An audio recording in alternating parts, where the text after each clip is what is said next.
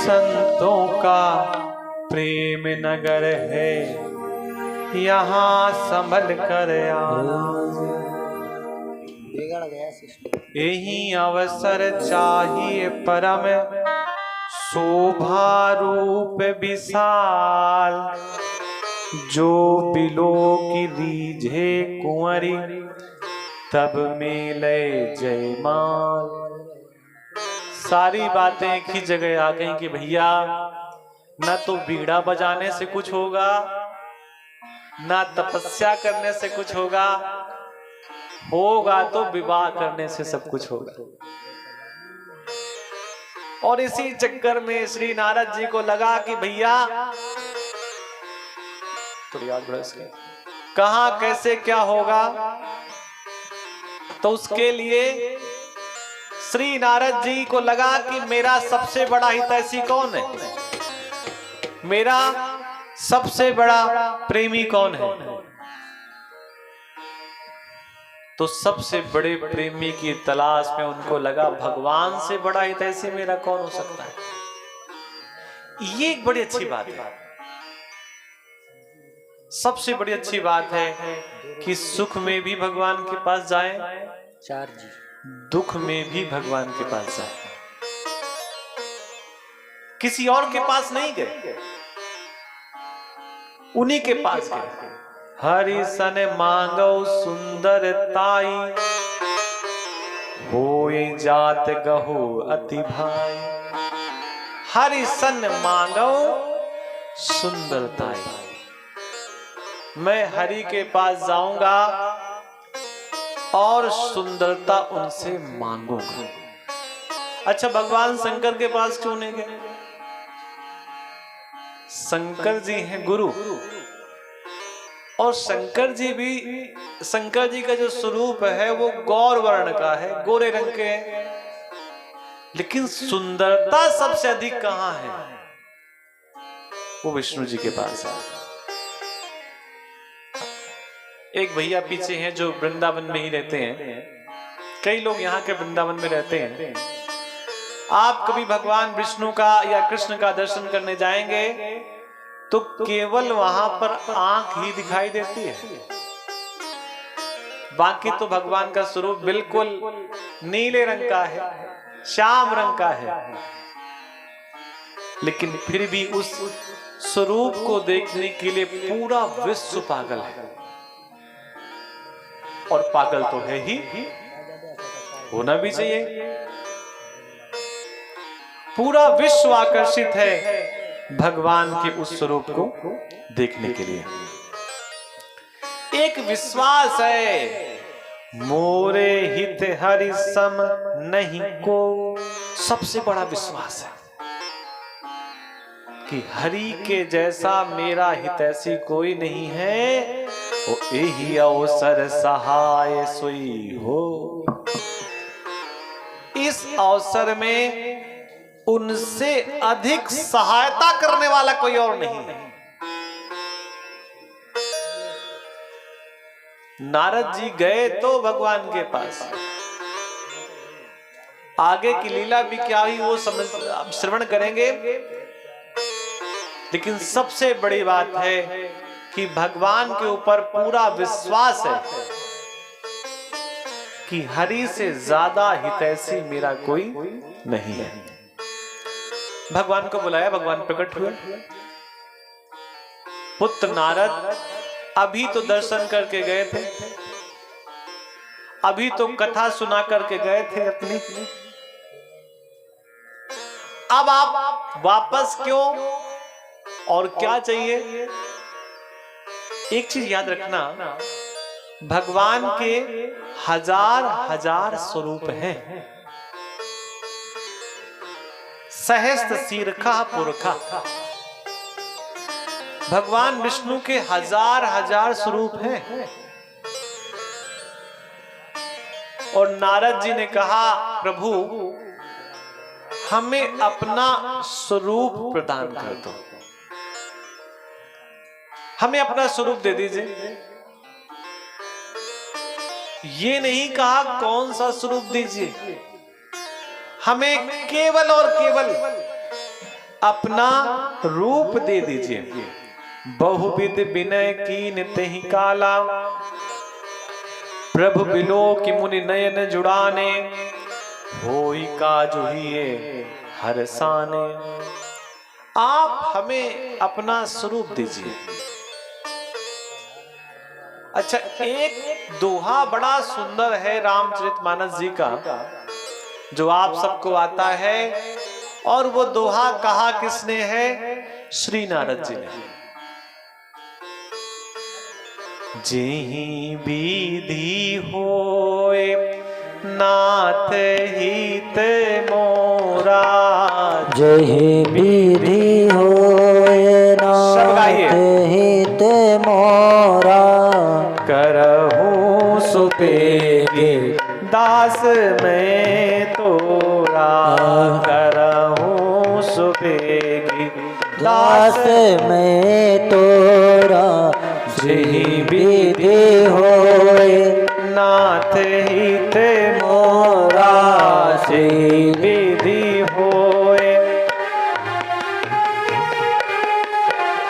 करहूं सुबेग दास मैं तोरा, करहूं सुबेगी दास मैं तोरा। जय विधि होए नाथ हित मोरा। ये नारद जी ने कह दिया। अच्छा, ये चौपाई कह दी तो इसका मतलब है कि अब आपको हमारे साथ वही व्यवहार करना जिससे हमारा भला हो। हमने स्वरूप मांगा। कोई छोटा बच्चा अपने पिता से कहे कि पिताश्री हमें स्कूटर चाहिए, और वो छोटा बच्चा 10 साल का हो, साथ में छोटा बच्चा ये भी कह दे पिताजी वही करना जिससे हमारा भला हो, तो पिताजी एक बात कहेंगे, बेटा स्कूटर तो तुमको दिलाएंगे, लेकिन अभी तुम 10 साल के हो, अभी 5 साल और रुक जाओ और फिर तुमको बढ़िया स्कूटर दिला देंगे। वही बात नारद जी ने कही कि प्रभु हमें अपना स्वरूप तो दीजिए, साथ में वो करिए जिससे हमारा कल्याण, मेरा हित हो। भगवान ने कहा, आप नारद के लिए कहा मन में कि तुम केवल हित चाहते हो। जेहि विधि हो यही परम हित। नारद जी ने कहा, प्रभु हमारा हित भी ध्यान रखना। जेहि विधि होए नाथ हित, हित थोड़ा सा शब्द है। जेहि विधि होए नाथ हित मोरा। भगवान ने कहा, अरे जब हमारे ऊपर सब कुछ छोड़ दिया है कि मुझे ही हित करना है, जेहि विधि हो यही परम हित, नारद सुनहु तुम्हार, सोई हम करब न आन कछु, बचन नम्रसा हमार। नारद, अरे हित की बात तो तुमने बड़ी छोटी कह दी, अब मैं वही करूंगा जिससे तुम्हारा परम हित हो। और नारद, मेरे वचनों को सच सच मानना, मेरे वचन कभी मिथ्या नहीं हो सकते। अगर मैंने वचन दिया है तो मैं उसे पूरा करने का पूरा प्रयास करूंगा। कुपथ मांग रोज व्याकुल रोगी, वैद न देहि सुनहु मुनि जोगी। अच्छा, नारद जी ने कहा, हे योगी बिल्कुल चिंता मत करो, अब तो हमें चिंता करनी है। कोई बहुत बड़े रोग से ग्रसित हो व्यक्ति, और वो ये कह दे भैया हमको मृत्यु दे दो, तो डॉक्टर मृत्यु तो नहीं देगा ना, वो उसका पूरा का पूरा इलाज करने का प्रयास करेगा। माया विवश भय मुनि मूढ़ा। माया के कारण नारद जी की बुद्धि अपरिवर्तित है, बदल गई। समूजी नाही हर गिरा निगूढ़ा। नारायण की बात को समझ नहीं पाए। आपको महाभारत का वो दृश्य याद होगा जिसमें युधिष्ठिर से भगवान कहते हैं कृष्ण कि जब अश्वत्थामा के पिता पूछने आए कि कौन मारा गया, तो कह देना अश्वत्थामा मारा गया। युधिष्ठिर ने कहा प्रभु हमको तो झूठ बोलना नहीं आता है। तो भगवान ने कहा सच भी बोल देना, मैंने मना थोड़ी किया है। अब वो अश्वत्थामा के लिए युधिष्ठिर जी से पूछने आए जब, तो बोले अश्वत्थामा मारा गया, लेकिन सच बोलना था। तो बाद में ये भी कहा कि अश्वत्थामा तुम्हारा पुत्र नहीं, अश्वत्थामा नाम का हाथी मारा गया। तो जब तक कहा युधिष्ठिर जी ने अश्वत्थामा मारा गया, तब तक तो कोई बात नहीं, और जैसे ही आगे की बात कही कि अश्वत्थामा नाम का हाथी मारा गया, उसी से भगवान ने शंख बजा दिया। युधिष्ठिर ने कहा प्रभु हमसे झूठ मत बुलवाओ। तो भगवान ने कहा झूठ बोलने के लिए कौन कह रहा है, अब बस आप ऐसे कहो बस, तुम मृषा न होए हमार। भगवान ने कहा वचन हमारा झूठा नहीं हो सकता। एक बात और, जब से नारद जी भगवान शंकर के पास से आए हैं, तो भगवान शंकर ने अपने 2 गणों को नारद जी के पीछे भेज दिया कि देख करके बताते रहना इसकी स्थिति क्या है। अब नारद जी ने भगवान का स्वरूप मिल गया, नारद जी को भगवान के प्रति पूर्ण विश्वास है। यही सबसे बड़ी बात है, ईश्वर के प्रति पूर्ण विश्वास ही सबसे बड़ी बात है। नारद जी को पूरा विश्वास है कि भगवान हमारा किसी प्रकार से अहित नहीं करेंगे। जेहि समाज बैठे मुनि जाई, हृदय रूप अहमित अधिकाई। भगवान ने अपना पूरा शरीर गले से लेकर के नीचे तक का अपने जैसा बना दिया, और जो मुख था उसी को वानर का बना दिया। भगवान पे इतना अधिक विश्वास है नारद जी को कि अपने मुख को दर्पण में देखने का विचार भी नहीं आया। जो 2 पीछे गण थे भगवान शंकर ने भेजे थे, उन्होंने कहा विवाह के लिए आप जा रहे हैं, अपना चेहरा तो देख लो। बोले क्या देखना, भगवान ने स्वरूप प्रदान किया है, और भगवान तो परम हित की बात कहते हैं। नारद जी ने स्वरूप तो देखा नहीं। अच्छा, जब गणों की बात उन्होंने नहीं सुनी, तो गणों ने पीछे से कहना शुरू किया कि अब तो बताओ किसी और के साथ विवाह नहीं होगा, होगा तो इन्हीं के साथ, इतना बढ़िया स्वरूप है। अब नारद जी को लगा कि अरे भाई दूसरा कोई तारीफ करे तो फिर कुछ बचता ही नहीं है। बेचारे बड़े उदास हैं दोनों कह रहे हैं कि अब तो सारे राजा रीते जाएंगे। रीते का मतलब खाली आ जाएंगे, विवाह तो इन्हीं के साथ होगा।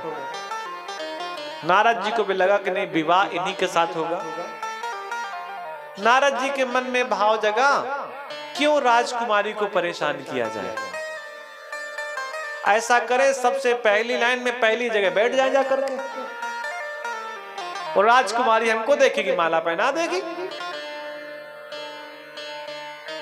लेकिन जब नारद जी का प्रवेश हुआ स्वयंवर में, तो वहां के राजा ने जब नारद जी को देखा तो बड़ी सुंदर घोषणा की कि इस स्वयंवर में देश देश के राजा आए हैं, राजकुमार आए हैं, और ऐसे राजा और राजकुमारों का स्वागत है। और इसी सभा में वानर भी आए हैं, उनका भी स्वागत है।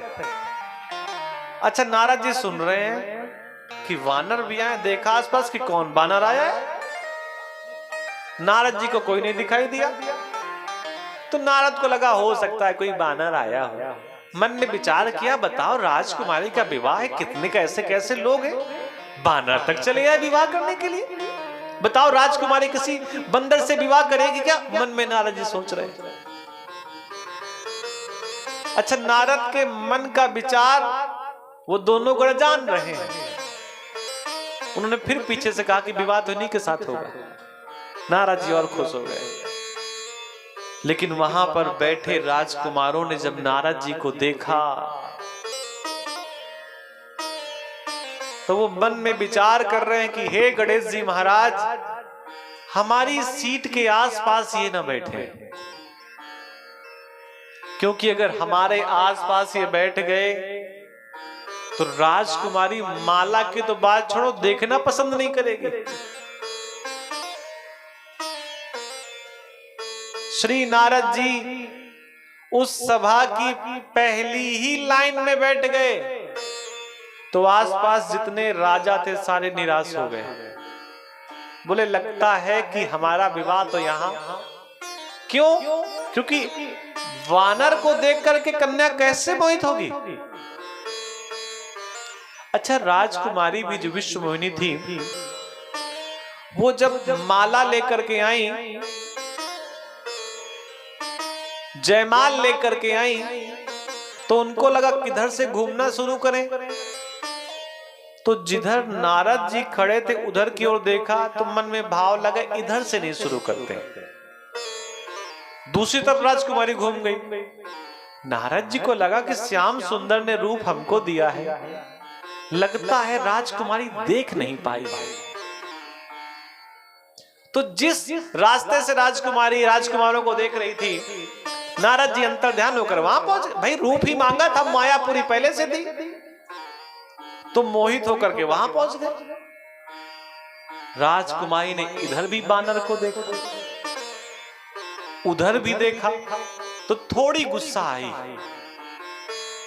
राजकुमारी तीसरी तरफ जब चली तो नारद को लगा हो सकता है देख ना पाई, एक बार और मुंह दिखा दे।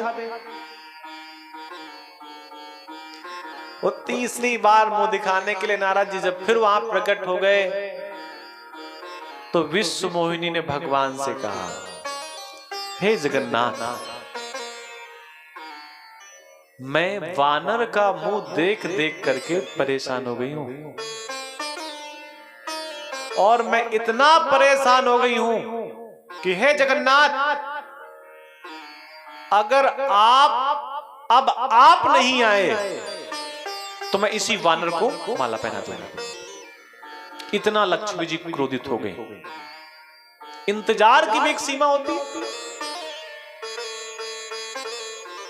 तब तो भैया वहां पर भगवान प्रकट हो गए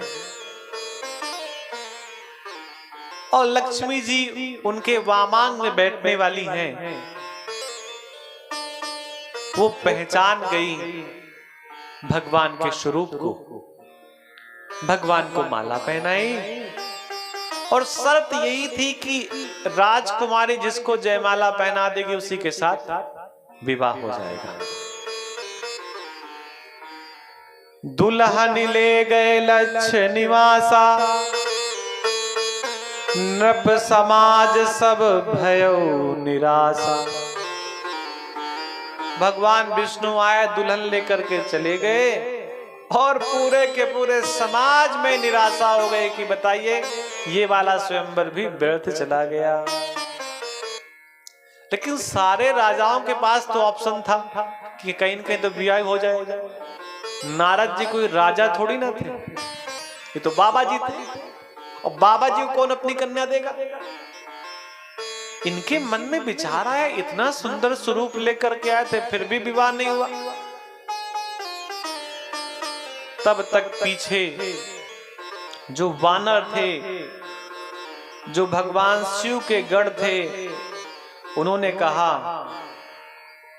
हरे तब हर गण बोले मुस्काई, निज मुख मुकुर बिलो कहू जाई। अरे नाराज क्यों हो रहे हो नारद? उदास क्यों हो रहे हो? अगर निराशा लग रही है तो अपना मुख तो देख लो जाकर के जल में, आप हैं कैसे? नारद जी ने क्रोध के वशीभूत होकर के जब जल में अपने चेहरे को देखा तो डर गए और ऐसा लगा ये कौन है जो यहां प्रकट हो रहा है, क्योंकि मैं तो हूं नहीं ऐसा। नारद ने अपने शरीर को छू करके देखा, हाथों को स्पर्श किया और विश्वास हो गया कि मैं ही हूं। और फिर एहसास हुआ कि वो राजकुमारी किसके साथ गई। भगवान का मन है, समझने में देर नहीं लगी। जो दो गणों ने मुख देखने के लिए कहा था, हो निशाचर जाए तुम कपटी पापी दो, हंसे हु हमई सो ले हु फल, बहुरी हंसे मुनि को। हमारे ऊपर तुमने हंसा है, तुम दोनों कपटी और पापी हो, जाओ निशाचर हो जाओ। बड़ा क्रोध है नारद को। फरकत अधर कोप मन माही, सपदि चले कमलापति पाही,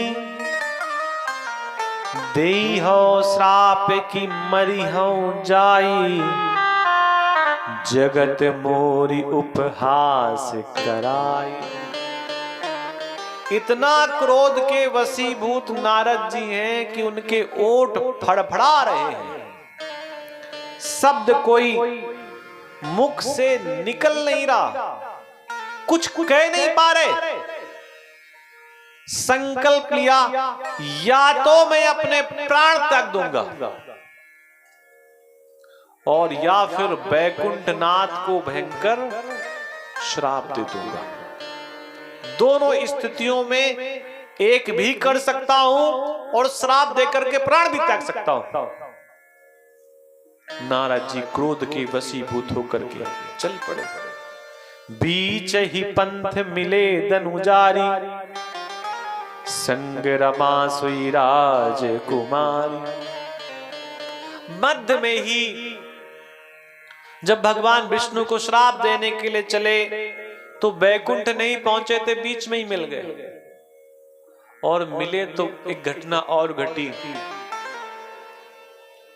कि राजकुमारी भी साथ में थी और लक्ष्मी भी साथ में थी। अब तो नारद का क्रोध कई गुना बढ़ गया। क्रोध इस बात का कि हमारा एक भी विवाह नहीं होने दिया, वो आपका एक विवाह हो चुका था, वो एक और कर लाए। अब तो भैया नारद जी बड़े क्रोधित हैं। अच्छा, भगवान मुस्कुराते रहते हैं और सामने वाला क्रोधी हो, क्रोध में हो, और दूसरा व्यक्ति मुस्कुरा रहा हो तो क्रोध वाले का क्रोध और बढ़ जाता है। बोले मधुर, अब उसमें मधुर वचन कोई बोल दे, बोले मधुर वचन सुर साई, मुनि कहाँ चले बिकल की नाई। अरे नारद पुत्र, कहाँ परेशान होकर के जा रहे हो? अब आप बताओ, ये शब्द कितने कठिन है नारद के लिए सहन कर पाना।